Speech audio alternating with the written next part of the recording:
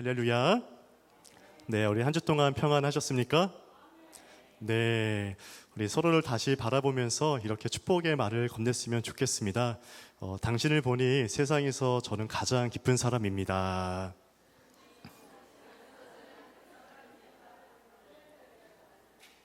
네. 네, 우리 함께 또 서로를 바라보는 것이 또 우리 모두에게 큰 위로가 되고 또 영광이 되고 소망이 되기를 주님의 이름으로 축복합니다. 오늘부터 저는 한 달 동안 우리 지혜 시리즈, 그러니까 지혜로운 생활 시리즈로 함께 말씀을 나누고자 합니다. 그 중에 첫 번째 시간으로 지혜의 시작, 루틴의 재구성이라는 제목으로 하나님의 말씀을 나눌 때 하나님의 은혜가 있기를 바랍니다. 우리 가능하시면 우리 말씀 묵상 노트를 펴셔서 또 필기하시면서 또 우리 가정에서 또 삶의 자리에서 다시 또 묵상할 수 있기를 바랍니다. 자, 여러분, 이러한 질문으로 함께 설교를 시작하고자 합니다. 여러분들의 하루 루틴은 무엇입니까? 아침에 일찍 일어나자마자 물을 마시면서 하루를 시작하는 분도 계시고, 또 러닝으로 하루를 시작하고, 또 새벽 시간에 독서를 하는 분들, 또 외국어 공부까지 하시는 분들도 있을 겁니다. 많은 젊은 분들이 자신의 루틴을 세우기에 열중하고 있는데요. 아침 루틴 브이로그, 습관 트래커 인증까지 요즘은 루틴은 특별한 사람뿐만 아니라 모든 사람들을 위한 일상이 되어 버렸습니다. 여러분들은 어떤 루틴들을 세워서 실천하고 있습니까? 루틴이 주는 긍정적인 영향들이 있죠. 하루의 안정감을 주고 나에게 작은 성취감을 주고 또 세웠던 목표들을 이루었을 때 우리의 자존감이 높아지기도 합니다. 그러나 반대로 정해진 루틴 때문에 힘들어하는 이들도 있다 합니다. 루틴이 깨질 때 죄책감이 들기도 하고 또 루틴대로 하지 못하는 쉬는 날에도 온전히 쉬지 못하는 부담감을 느끼기도 합니다. 저도 토요일에 새벽 기도회가 없는데 꼭 새벽 기도 시간에 눈이 떠지더라고요. 내가 새벽 기도에 늦었나? 네, 그런 적도 이제 있습니다. 그래서 루틴을 이야기하는 사람은요, 이 세상에 완벽한 루틴은 없다고 이야기하고요. 완벽한 루틴보다 중요한 것은 이 포기하지 않는 반복적인 루틴이 중요하다 이야기를 합니다. 여러분, 우리 신앙생활도 보면요, 사실 완벽한 루틴이라는 것은 없습니다. 우리는 정해진 루틴대로 하다가도 실패하기도 하고 넘어지기도 합니다. 그래서 지혜로운 사람은요, 다시 나의 삶 속에 포기하지 않는 지속적인 영적 루틴을 세우는 사람입니다. 완벽하진 않지만 내가 지속성을 가지고 포기하지 않는다는 그러한 루틴이죠. 그래서 오늘 본문에서는요, 우리가 지혜로운 사람과 이 루틴에 대해서 저희가 함께 먼저 말씀을 보고 또 실제적인 사례들을 저희가 나누도록 하겠습니다. 자, 우리 본문 1장 7절 말씀 다시 한번 읽어볼까요? 시작. 경외하는 것이 지식의 근본이거늘 미련한 자는 지혜와 훈계를 멸시하느니라. 본문은 주님을 경외하는 것이 지혜와 지식의 시작이다, 근본이다 말합니다. 본문에서 주님을 경외한다는 것은 주님을 두려워하거나 무서워한다라는 말이 아닙니다. 주님의 거룩하심을 내가 이해하고 인식하는 것을 말합니다. 나의 마음과 뜻과 힘을 다해 주님을 섬기고 사랑하라는 말입니다. 오직 주님만을 존경하고 주님께만 헌신하며 충성하는 것이 우리의 모든 지식과 지혜의 시작이다 말합니다. 즉 다른 말로 표현하자면 나의 삶의 시작이 되며 우리의 루틴의 시작이 하나님을 경외하는 것에서 출발한다는 것이죠. 그래서 잠언서 1장에서는 계속해서 강조되는 사람이 나옵니다. 누가 정말 지혜 있는 사람인가? 그에 대한 답을 주고 있다는 것이죠. 지혜 있는 사람은요, 전문 지식이 많은 사람이 아닙니다. 지혜 있는 사람은 꼭 나이가 많다고 해서 지혜가 있는 것도 아닙니다. 지혜 있는 사람은 어떠한 경험이 많아서만 지혜로운 것이 아닙니다. 성경에서 말하는 지혜로운 사람은 하나님을 가장 먼저 사랑하고 예배하는 사람, 하나님을 경외하는 사람이 곧 지혜로운 사람이자 그 하나님을 경외함으로 자신의 삶에 새로운 루틴을 만들어가는 사람입니다. 그래서 알미라는 것은 우리의 지식뿐만 아니라 지식적인 알미 아니라 늘 인격적인 알미라는 것이죠. 히브리어로 알다라는 표현, 야다라는 말은 관계를 맺다라는 말입니다. 지혜와 지식은 이처럼 하나님과의 관계성에서 나오는 인격적인 알미입니다. 여러분, 이단에 빠지는 사람들을 보면요, 사회적으로 대단히 높은 위치야 직책과 지위를 가진 사람들입니다. 서울대 박사, 잘 나가는 의사, 변호사, 전문적인 지식인들이 많습니다. 그런데 왜 그들이 이단에 빠지는 것일까요? 그것은 하나님을 알아가는 것이 인격적인 지식과 지혜가 아니었기 때문에 거짓 가르침과 거짓 교훈이 유혹을 했을 때 쉽게 이단에 빠지는 것입니다. 사랑하는 여러분, 그래서 우리 다시 한번 저를 좀 따라 해보시겠습니까? 하나님을 경외하는 것이 지혜의 시작이다. 다른 말로 하나님을 사랑하는 것이 나의 루틴의 시작이다. 네. 자, 그러면 우리가 구체적으로 이 영적인 루틴을 어떻게 시작을 하면 좋을까요? 저는 오늘 성도님들에게 실제적인 몇 가지 지침을 함께 나누고자 합니다. 자, 첫 번째는요, 말씀 묵상지에서 나와 있는 것처럼 우리는 스마트폰을 터치하기보다 우리의 마음을 먼저 터치하는 영적인 루틴을 세워야 합니다. 여러분 아침에 일어나면 가장 먼저 손이 가는 것이 무엇인가요? 네, 이미 다 스마트폰일 거라 제가 알고 있습니다. 자, 일어나서 확인할 게 많죠. 그런데 이 폰 자체만 보면 스마트폰은 사실 아무 죄가 없어요. 네, 스마트폰 자체는요, 대단히 가치 중립적입니다. 그러니까요, 무엇이 중요하냐면요, 이 스마트폰을 사용하는 사람의 의지와 마음에 따라서 이 스마트폰이 나에게 악한 도구가 될 수 있고 선한 도구가 될 수 있다는 겁니다. 그래서 중요한 것은요, 하루를 시작하는 우리의 루틴이 스마트폰을 먼저 터치하는 것이 아니라 우리의 마음의 상태, 영적인 상태를 터치하는 것에서 우리의 일과가 시작되어야 합니다. 우리의 마음의 상태, 의지의 상태, 감정의 상태를 먼저 터치하는 것이죠. 내 마음의 상태가 혼돈과 무질서의 상태라면 그 마음 그대로 스마트폰을 보게 되면 내 마음의 정욕에 따라 스크롤하고 클릭하고 아무 의미 없이 짤이라고 하죠. 쇼츠만 보다가 시간만 보낼 겁니다. 내 마음속에 해결되지 않는 마음이 있다면 그 마음 그대로 스마트폰을 통해서 나의 상태를 투영하는 것이죠. 내 마음속에 음란한 마음이 있다면 우리는 의지적으로 음란한 것들을 탐닉하게 되어 있습니다. 여러분, 의학적인 용어로 쾌락 적응이라는 말이 있습니다. 우리의 뇌는요, 강한 자극이 오면 도파민들을 분출합니다. 이 과도한 도파민이 분출되면 우리 뇌는 우리 스스로를 보호하기 위해서 이 뇌 수용체의 숫자를 줄입니다. 그래서 이전과 같은 양의 자극으로는요, 더 이상 예전만큼 감흥을 느끼지 못하는 상태에 이르게 됩니다. 그래서 만족감을 얻으려면 이전보다 더 새로운 자극이 우리 안에 들어가야 하죠. 그래서 우리의 뇌는 내가 원하는 것을 얻었을 때 얻은 평온함이나 기쁨은 아주 일시적이게 되고 이제는 더 높은 수준의 자극을 원한다는 겁니다. 여러분, 우리 죄성의 특성이 무엇일까요? 우리의 죄의 특성이 무엇입니까? 시편 1편 1절에 보면 우리의 죄라는 것은 자극에 의해서 계속해서 커진다는 것을 말합니다. 우리 시편 1편 1절을 함께 읽어볼까요? 자, 시작. 복 있는 사람은 악인들의 꾀를 따르지 아니하며 죄인들의 길에 서지 아니하며 오만한 자들의 자리에 앉지 아니하고.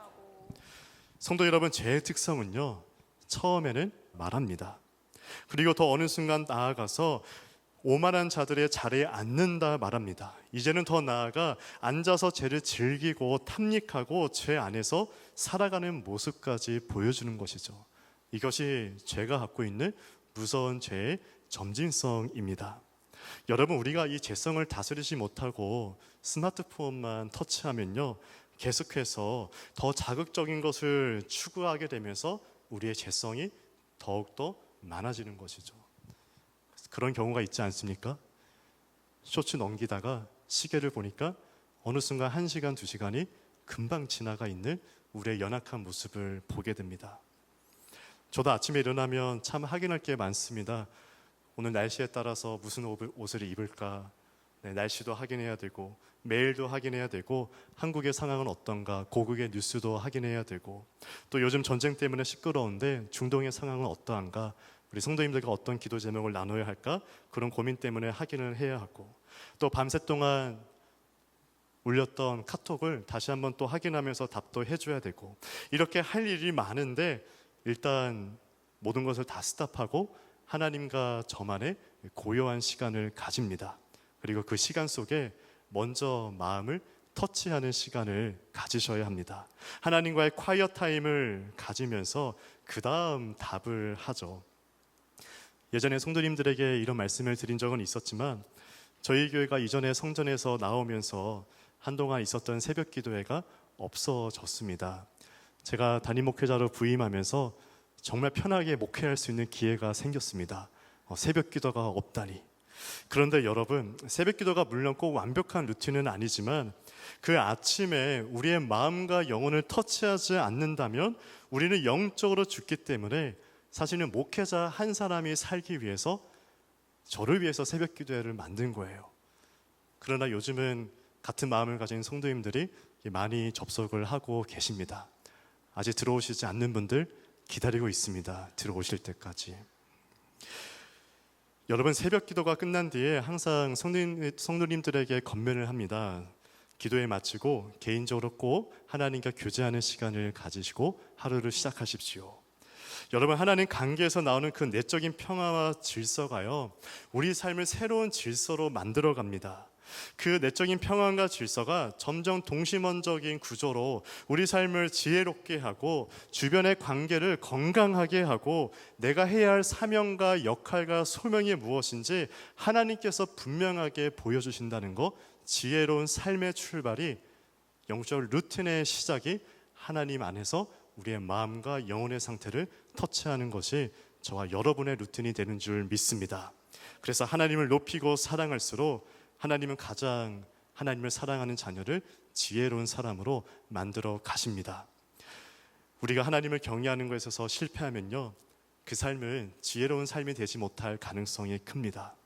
성도님들에게 목회자로서 주일 예배를 강조하는 것도 예배에서 실패하면 우리 삶이 효율적으로 보이고 잘 될 것처럼 보이지만 나의 삶에 감정의 한계선을 만날 때, 의지의 한계선을 만날 때, 마음의 한계선을 만날 때 문제가 터지기 시작할 겁니다. 그래서 여러분 우리는 하루의 시작을 하나님을 경외함으로 시작하는 줄 믿습니다. 로마서 12장 2절은 말하죠. 너희는 이 세대를 본받지 말고 오직 마음을 새롭게 함으로 변화를 받아 하나님의 선하시고 기뻐하시고 온전하신 뜻이 무엇인지 분별하도록 하라. 영적 루틴을 새롭게 해야 합니다. 우리의 마음을 터치하고 영적 각성을 일으키는 말씀과 기도로 시작해야 합니다. 하나님과 교제하고 하나님만 영화롭게 하고 하나님만 사랑하고 섬기기로 결단하는 것이 우리에게 있어서 가장 중요한 영적 루틴이 되기를 주님의 이름으로 축원합니다. 자, 두 번째로 우리는 결국 반복성과 지속성이 있는 영적 루틴을 가지셔야 합니다. 저를 다시 한번 따라 해보실까요? 반복성과 지속성이 있어야 한다. 여러분 사막의 탐험가들이요 이 사막을 여행하면서 꼭 지키는 루틴이 있다 합니다. 사막을 횡단하는 베테랑 탐험가들에게 철칙이 하나 있는데요 그것은 목이 마르지 않아도 정해진 시간에 규칙적인 양의 물을 마셔야 한다는 겁니다. 갈증을 느꼈을 때에는 이미 몸의 수분이 충분히 심각하게 고갈된 상태이기 때문에 사막을 건너는 사람들에게는 정해진 시간에 반복적으로 물을 먹어야 하는 것이 생존 법칙입니다. 영적인 생활도 마찬가지이지 않을까요? 우리의 영적 생활을 건강하게 만드는 것은요 결국에 반복적이고 지속적인 영적인 루틴들입니다. 내가 급하다고 느낄 때에만 하나님을 찾는 것이 아니라 일상에서 하나님과 동행하는 루틴이죠. 신앙의 갈등이나 위기가 닥쳤을 때에만 급하게 하나님을 찾는 것이 아니라 아무런 문제가 없어 보이는 평온한 일상에서도 하나님의 임재를 바라보며 하나님을 경외하는 마음으로 정해진 예배와 기도의 루틴을 지키셔야 합니다. 나의 느낌을 따라 가는 것이 아니라 루틴을 따라가는 것이 영적 탈취를 만든 길입니다. 그래서 말씀을 준비하면서 이 중세 이 수동승들의 하루 일과를 함께 좀 살펴보았습니다. 물론 저희가 수동승까지는 아니지만 이 반복적으로 그들이 보내는 루틴들은 저희가 본받을 만한 하죠. 그들의 모습을 보니까 새벽 3시에 기상하여서 저녁 9시에 취침하기까지 나름의 루틴들이 있습니다. 기도와 독서, 노동을 반복하면서 이 침묵과 이 금욕적인 생활을 하였습니다. 새벽에 일찍 일어나서 기도하며 말씀을 묵상하며 하루를 시작하고요. 또 수도원 유지에 필요한 육체 노동을 합니다. 청소를 하고 닭장 관리 그리고 농사를 하면서 대화 없이 묵묵히 일하는 무건 수행을 합니다. 하루에 3번 이상은 미사와 저녁 기도, 아침 기도 등 공동체 기도 시간을 가졌습니다. 식사는 고기를 먹지 않고 단순한 식단으로 아침은 개인적으로, 점심은 공동으로 해결했습니다. 단순하고 검소한 삶을 추구했습니다. 구약을 보면 우리가 잘 알고 있는 다니엘이 이러한 영적 루틴들을 갖고 있습니다.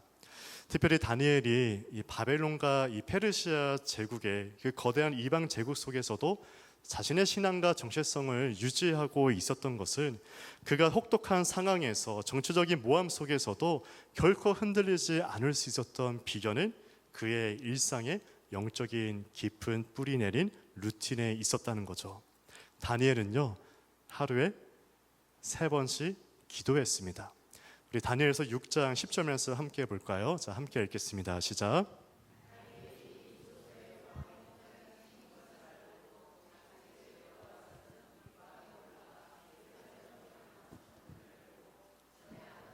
하루 3번씩 무릎을 꿇고 기도하며 그의 하나님께 감사하였더라. 여러분, 지금 페르시아 제국의 고관들이 예전 바벨론 제국 시절부터 뛰어난 현인이었자 지혜자이었던 그 다니엘을 시기하고 모함하기 위해서 누구든지 왕이 아니라 다른 신에게 기도하는 자는 사자굴에 넣어야 하는 왕의 조서를 발표를 합니다. 그런데 다니엘의 모습이 어떠하죠? 이 조서에 왕의 조서가 찍힌 것을 알면서도, 즉 자신이 기도하면 자신의 목숨이 위태롭게 된다는 것을 알면서도 그런 위기의 순간에 자신의 일상의 영적 루틴에 타협하지 않습니다. 전에 하던 대로 하루에 3번씩 무릎을 꿇고 기도하며 그의 하나님께 감사하였더라 말씀합니다. 위기가 닥치자 갑자기 보여주기 식으로 기도하는 것이 아니라 오랜 세월 동안 하루도 빠짐없이 지켜온 영적 루틴이 있었다는 것을 알려주는 대목입니다. 그리고 그 영적 루틴에서 다니엘은 위기의 순간에서도 하나님께 감사할 수 있었다 말합니다. 사랑하는 여러분, 지혜로운 사람은 화려하거나 요란하지 않아도 묵묵히 꾸준히 영적 성장을 이루어내는 사람입니다.